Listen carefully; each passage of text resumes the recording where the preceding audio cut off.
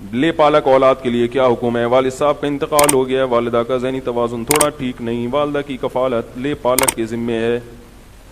لے پالک تو والد کے مال کو والدہ کے ساتھ، بھائی لے پالک جس نے پالا ہے اس کے ذمے ہے۔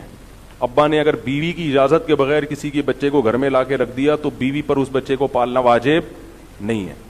زبردستی آپ کسی کی اولاد اپنی بیوی کے پہ نہیں تھوپ سکتے، اخلاقاً پال لے تو بہت اچھی بات ہے۔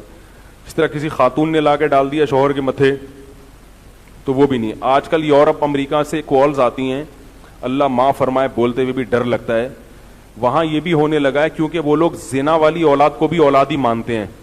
اسلام میں جو زانی ہے، جو زنا سے بچہ پیدا ہوگا، شریعت زانی کا اس سے رشتہ نہیں مانتی، سمجھ رہے ہو؟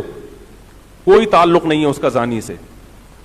تو اب کیا کرتے ہیں وہاں بعض جو لبرل قسم کے مسلمان ہیں، بعضوں کے، ہر سب سے بدگمان نہیں ہو بھائی، وہ زنا سے بچہ پیدا ہوا، وہ بچہ لا کے، کیونکہ گورنمنٹ تو اس کو آپ کا بچہ مانے گی جس نے زنا کیا ہے، تو اب وہ بچہ لا کے بیوی کو پکڑا دیا کہ اس کو پالو۔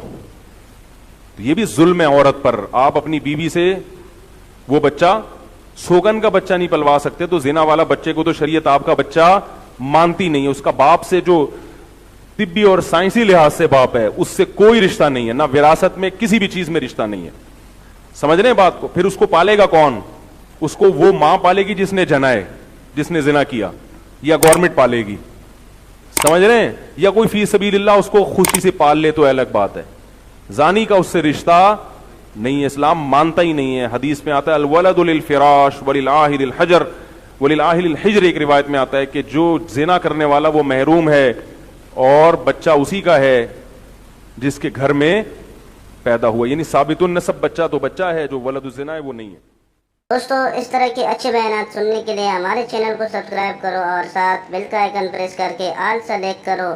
شکریہ، پھر ملیں گے نیکسٹ ویڈیو میں۔ اللہ حافظ۔